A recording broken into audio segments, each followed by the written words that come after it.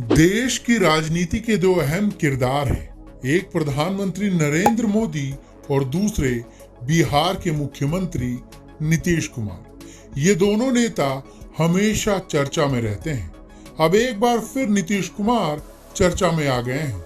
दरअसल बिहार के मुख्यमंत्री नीतीश कुमार दरभंगा में मंच पर प्रधानमंत्री के पैर छूने के लिए झुके तो पीएम मोदी ने उनका हाथ पकड़कर रोक दिया और फिर हाथ जोड़कर उनका अभिवादन किया। इस दौरान मंच पर बीजेपी और जेडीयू के सीनियर नेता मौजूद थे। इसका वीडियो सोशल मीडिया पर खूब वायरल हो रहा है।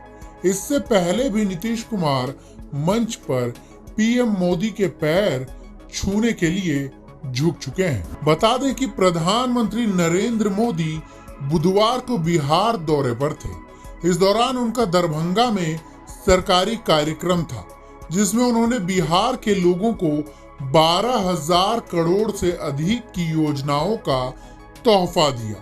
पीएम ने दरभंगा एम्स समेत स्वास्थ्य, सड़क, रेल एवं ऊर्जा क्षेत्र की 25 विकास परियोजनाओं का भूमि पूजन, शिलान्यास, लोकार्पण और शिलान्यास किया।